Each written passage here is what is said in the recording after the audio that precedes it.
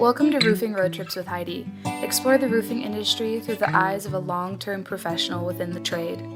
Listen for insights, interviews, and exciting news in the roofing industry today. Hello, everyone. My name is Megan Ellsworth here at rooferscoffeeshop.com, and I am here on a roofing road trip to see Ken Klein from Western States Roofing Contractors Association. Hi, Ken. How you doing? Good. How are you? Doing well. I'm really excited to chat with you. Let's dive right in and have you just introduce yourself and what you do at Western States. Yeah, sure. I've been with Western States for only 4 years now, but with Western States, I'm also at Simpson Gumpertz and Hager. I'm a senior principal at Simpson Gumpertz and Hager. I've been there 38 years. It's the only job I've ever had. Roofing, waterproofing, building envelopes. That's what I specialize in. Western States brought me in. I've had a great time working with them, developing technical bulletins, and providing them technical input when they have questions. That's great. Awesome. Wow, you said 38 years. Look at you. That's a long time. Amazing. So can you tell us a little bit how you work with the Western States Technical Committee to prioritize technical topics? Yeah, it's an interesting process of my interest in various topics and then the committees. There's 4 different committees, industry, low slope, steep slope, and waterproofing. And we get together twice a year and we review various concepts and ideas and problems that people are seeing in the industry. And we determine which ones we want to write technical bulletins for. So I write up 8 technical bulletins a year. And it's as much my choice and their choice. Yeah, we work collaboratively. And what I put together is their content. And it's a fun process of developing and researching various technical issues. That's great. And what a great resource you're providing as well for the industry. Yeah, it's something my company, Simpson Gumpertz and Hager, was developed by 3 MIT professors 65 years ago. And giving back to the industry is a real important component of what every partner is supposed to do. And so I've really enjoyed it. You know, it's my way of giving back to the industry. And at the same time, it's fun to educate people. It's fun to keep projects out of litigation if you can. Yeah. It's a great way of working with, and learning. And I've had a great time because I learn as much as they do. I mean, I've gotten a lot out of this group. That's fantastic. Yeah, I love the back and forth, the give and take.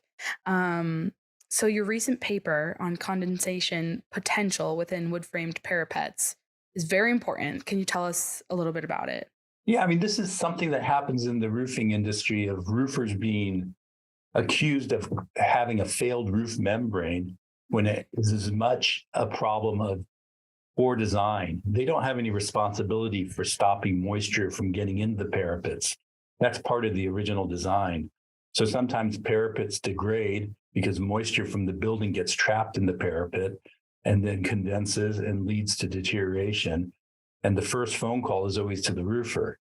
And so it was just pointing out an issue that happens in the industry and saying, even though it's not the roofer's responsibility, they should at least be aware of the issue of how the parapet's designed so that they can ultimately bring it to someone's attention, even though it's not their responsibility, but just letting people know that this might be a problem in the long run. So it was trying to provide help in designing these systems, at the same time stressing that it's not the roofer's responsibility. For someone that hasn't read the paper, what can condensation do to wooden frames? Yeah, condensation is, first you have to think about a volume of air, an air volume.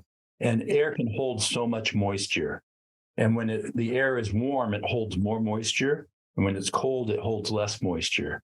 So I'm kind of showing you a sponge right now. Mm-hmm. And as it gets cold, you might squeeze out water. So this volume of air that gets in the cavity of a parapet all of a sudden gets cold because there's no way to keep it warm. At night, for instance, it's warm in the day, holds lots of moisture, but at night, that air volume actually gets squeezed by the cool air that's around the parapet, and it squeezes out some moisture. And that moisture gets absorbed by the wood, And once you get moisture content over 19% in the wood, that starts leading to problems. And then especially over 25% moisture content in the wood and the framing, then you start getting mold and deterioration leading to, breakdown of the structure. Oh God. Oh man, that is just the worst. That's the last thing you want. And to be blamed, for that mold infestation, that would just suck. So I hope all you roofing contractors out there are listening carefully. What are some ways to prevent this condensation that you found through your research? I mean, the bottom line is you don't want air from the building or the structure to get up into the parapet. So it's either sealing it off. And sealing it off is the best way. And using a spray foam, 2 inches of closed cell spray foam at the roof line to make that cavity basically sealed off. But then also venting that category in some way. Venting, the easiest way is to use a vapor permeable wall underlayments or wall weather barriers. That lets a little bit of moisture out and that might collect still in the parapet. Sometimes you could also put vents in, however, and that would also help. But it's really sealing off at the roof line. And the best way to seal off is spray foam. Closed cell spray foam is probably the best way. Okay, that's great to know. What is some good advice you can give to contractors on this subject? Maybe spray foam manufacturers they should reach out to? They should really, when they are bidding on a project, they look at the roof drawings, they look at the details. It's a very quick review just to say, have they accommodated a method to close off the parapet, stopping moisture from getting in the parapet? It's just a quick review. They can easily let the general contractor know and say, we've got a concern here. It's not our responsibility, but we've got a concern. It's just trying to solve a problem that might be occurring down the road so they don't get brought into a lawsuit that they have no responsibility for. They're not doing anything they have nothing to do with the building of the parapet, but they'll be brought in just because it will look like a roof related problem ultimately. So they're just protecting themselves down the road. And they can do that review very quickly just when they look at the detail the first time and understand, is it sealed off at the roof line or not? Is there a way for a roofing contractor to kind of get ahead of any potential litigation? It sure would help if they just brought it to the general contractor's attention.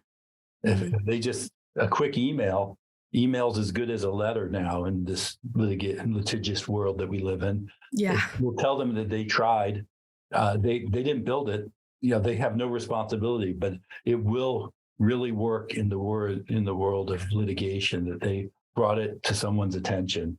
And if it was disregarded, once again, since they didn't have to build it, they're not really going to be brought in. It's going to be showing that they were trying to do their due diligence, at least trying to help the project.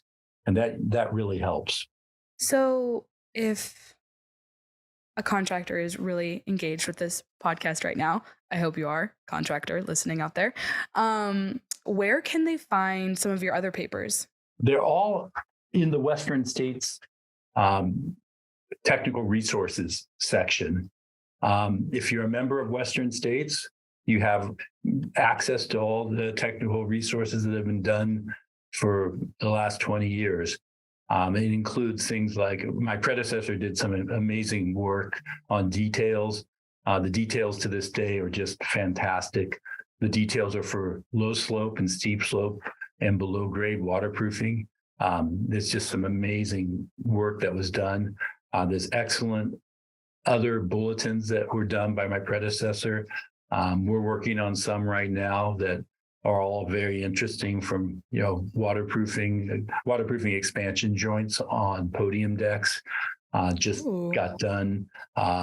We've done work with high density polyiso cover boards, both lab work and analytical work to show that they are a very viable alternate to conventional cover boards. So it's been a fun process of just trying to develop these things. So Yeah. When is your next paper going to be released? Actually, I think the podium deck expansion joint one comes out this month. There's a summary Fabulous. of ASTM as a firm. Once again, my firm sends a lot of people to ASTM, uh, and we summarize what's going on at ASTM. And those are standards that are developed, which are good to see. But the whole process is there. So we have a paper describing that development and where the standards are. So that goes out each year also. So, the industry members can really be kept informed. So That's great.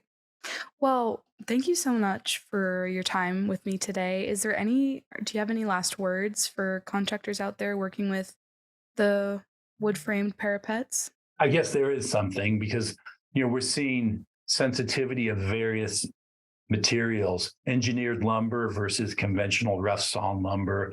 There's some issues that we've seen. So we do talk about this in other technical bulletins. So, the use of, engineered lumber is something to be aware of and understand how to work with it. But, this, Western States provides a lot of input, and it's a great group of people, and it's been fun working with them. That's great. Well, thank you again for your time. And to all you contractors out there listening, you can find all of this information and more on the Western States Roofing Contractors Association directory on rooferscoffeeshop.com and askaroofer.com. So go check it out, read this paper, and get informed and ready to go for the next job. Ken, thank you so much. I hope you have a great week.